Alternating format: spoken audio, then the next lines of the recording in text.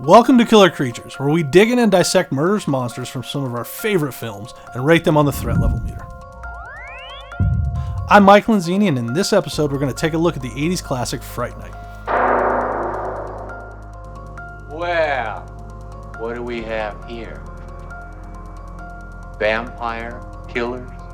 Fright Night was written and directed by Tom Holland, who also wrote and directed the iconic 80s horror film Child's Play.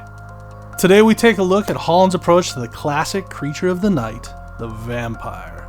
Stop, you creature of the night! From Nosferatu to the Twilight Saga, there have been no shortage of vampire flicks in the 100-plus year history of movies. But they definitely don't all stand the test of time the same way that Fright Night does. Fright Night takes the classic myth and lore of the vampire and places him in the typical American suburb. And instead of living in a castle, he moves into the house next door.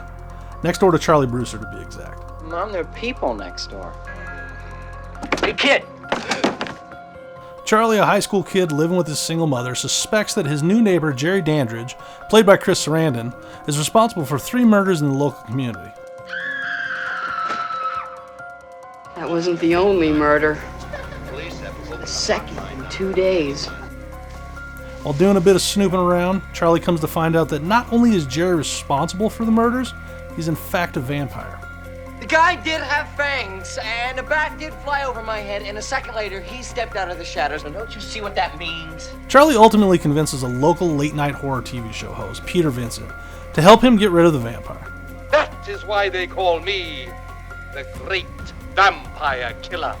With Vincent by his side, along with his girlfriend Amy and his best friend Evil Ed, the 4 venture off to confront Vampire Jerry and his sidekick Billy. Hey, Jer! They're here.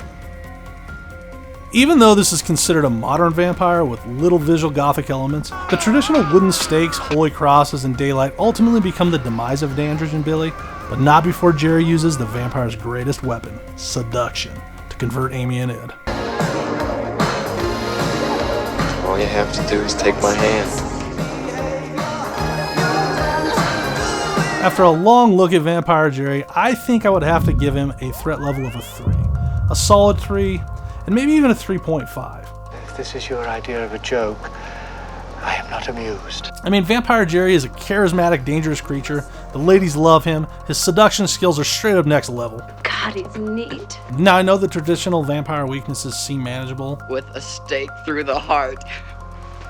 when you understand the rules and you're aware of the threat before it presents itself. But these beasts are cunning, ruthless killers that devour their prey long before they see it coming. He's not up here.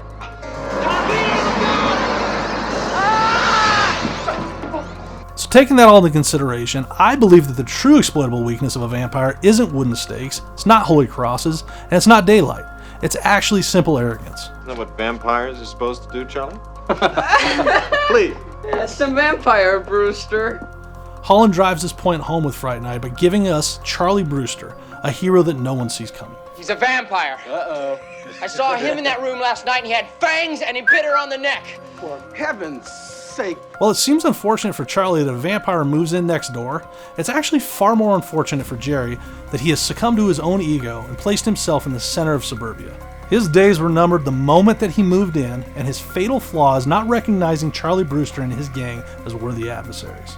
You're out of time, Mr. Dandridge. Now I know that Jerry may be capable of much more death and destruction, and he's likely killed hundreds over his vampire life.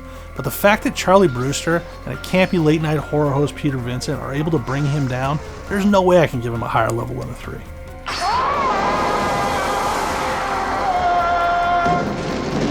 Now, Evil Ed may have a different opinion than I do, since Charlie sure didn't save him from turning and then dying a terrible, terrible death in wolf form.